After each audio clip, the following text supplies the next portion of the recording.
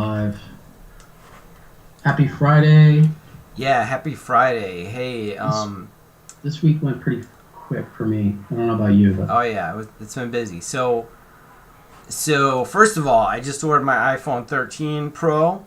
Brian, you got to get your order in fast. Like, what I can say is this process went fast. Usually it takes a couple times, but it went right yeah, through because because it's there's not no much of a changes. change. There's no changes on this phone, so they're like sell them like as many as you can, as quickly as you can. Exactly. There's like very little changes here. I think maybe they were hit by the chip shortage. We heard that they might be Wi-Fi 6E on the 13, but it looks like it's not. No Wi-Fi 6E. That's a bummer. Yeah.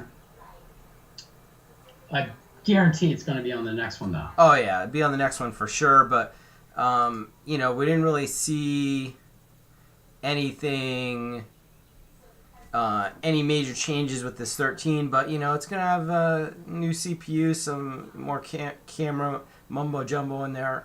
It should be good. I'm looking forward to selling my obsolete 12 Pro. Wait, so they did enhance the camera? Oh yeah, they did some pretty cool stuff with the camera. Like you Oh, can do like depth of field and video, and some stuff that's like not, that. they're trying Um, to take the GoPro yeah, business.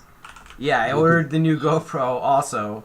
GoPro always screws me because I lost my 7, so I ordered the 9, and they came out the 10 like yesterday. Yeah, you're out surfing what, two Yeah, foot waves and you 10-foot lost your waves, man. All right, so today we wanted to talk about scaling your Wi-Fi.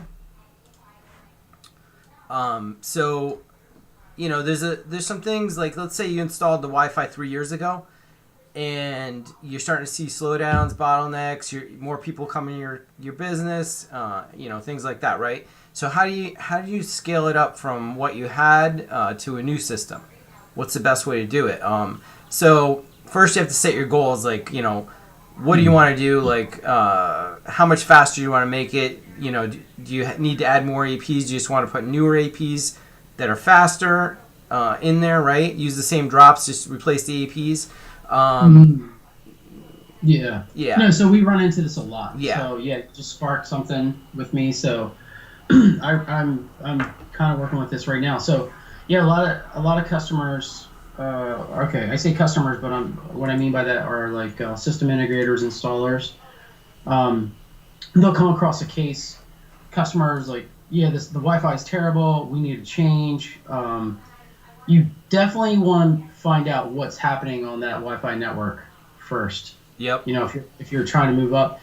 And one of the things that I've found that comes up all the time. Hey, we're gonna put the APs exactly in the same drops as the last ones, Right. and like that is the biggest mistake. Okay.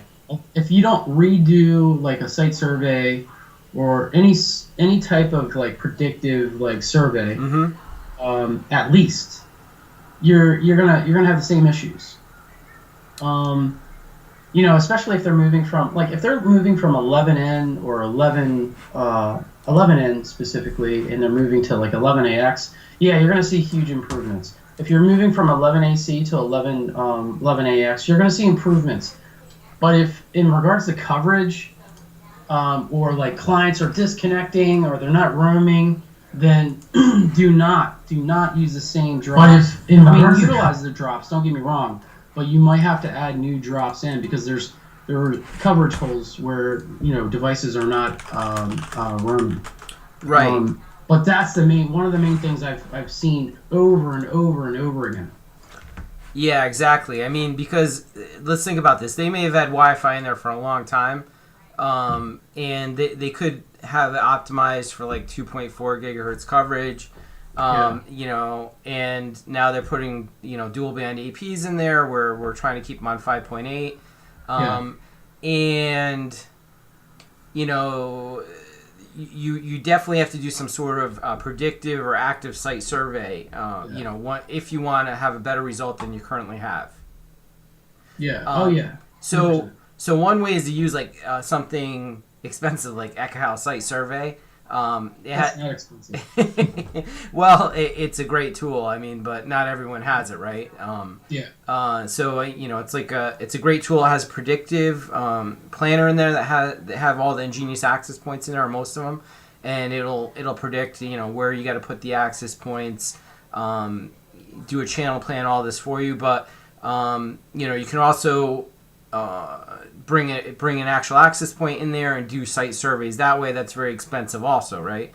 Yeah. But that doing an active survey is going to give you the best results, but kind of have to go between. Now, I know Ingenious has some tools built into the cloud now too, right? Yeah. But the one thing I wanted to say, like, I know you're saying that coming from you, this is I'm surprised you're saying it. Like Ekahau, yeah, it sounds expensive. Yeah. Doing a site survey could be expensive because it's your time. Yeah. But just imagine going in after the fact, right, over multiple days, and going back and like reconfiguring, or not going back, but repositioning APs after the fact. Now you have a customer that's really, really upset with you. Right. And you're going back, day after day trying to figure out problems. Because you didn't start with a good... Because you didn't do a predictive... Right. Or like a active survey. And, Ekahau's been around for how long now?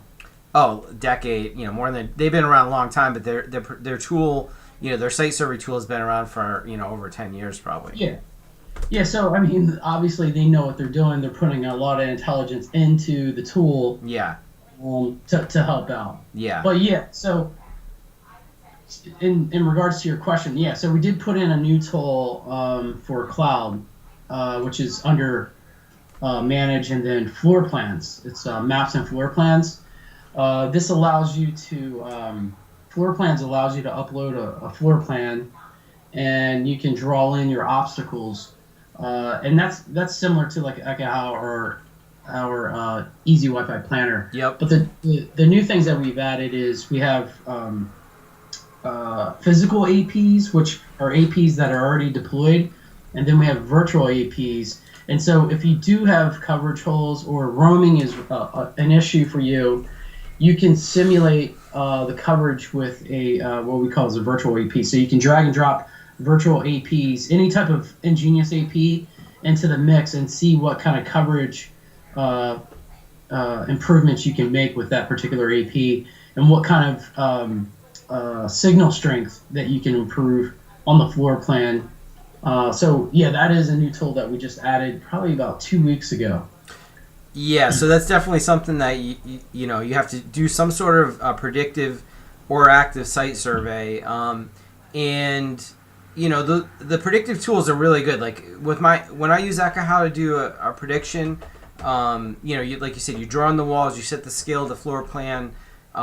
You select the AP model, which has the antenna pattern in it and the power outputs of the radios, and you drop that thing on the map, and you can see pretty much what the coverage is going to be for a floor plan, maybe down to 1 or 2 access points. And I think the Ingenious tool is probably going to be something like that too. Yeah, it's pretty good. The other thing that I learned, it's only as good as how much information you put into it. Oh, of course. So for here's an example. If for example I throw a floor plan in there and I put no obstacles, meaning I don't draw in the walls and say the walls they're wood and there's no doors, the coverage area is going to look great, signal's going to look great. So if you don't have the obstacles in there, then that's not a good right. Yeah, you got to put the work in, you got to put the materials. But once you have a building that's with drywall and you put that in, and it's pretty good. Pretty good prediction of what you're going to need as far as coverage goes. And I also want to talk about capacity. Now, the Ekahau tool does have capacity built in too. But in general, you're going to probably want to have less than 50 clients per radio on each access point, right? So, or let's say connections. Not even say clients. I'm going to say 50 connections per radio. Even though everyone advertises you can do 500 connections on this access point. 1,000, yeah, 1,000. So they get more and more, but you really want to have less than 50 per radio so that access point doesn't slow down in reduce traffic Yeah. if Yeah, possible.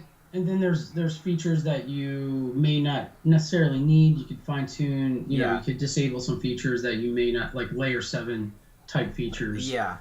that take up a lot of resources. So yeah, I mean, there's different things that you can do for sure. Right.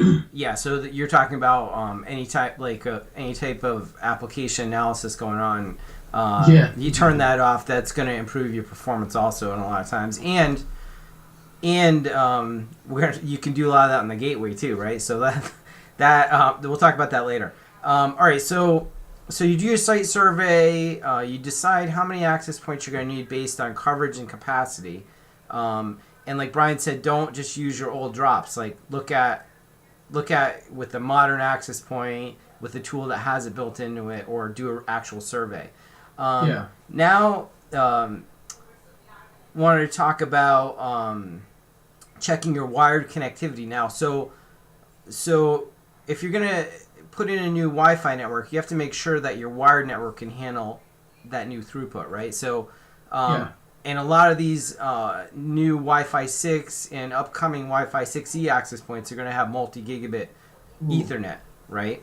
Yeah. 6E is gonna take you over a gig. Yeah, it's going to definitely be able to, maintain over a gig transfer with that radio, right?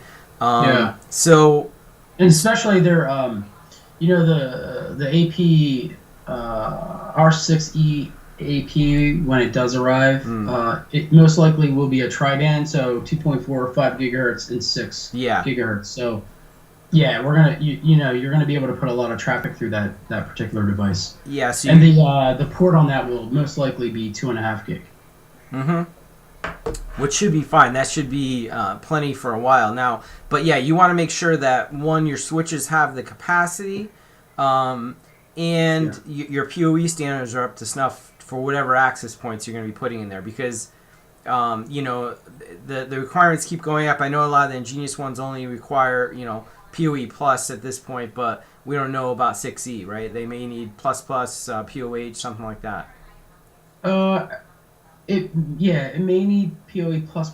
Right now, I don't think it does. I think it's PoE plus. That's good. Well, yeah, if it's PoE plus plus, it is what it is, and so we have devices to be able to power those up. Yeah. So.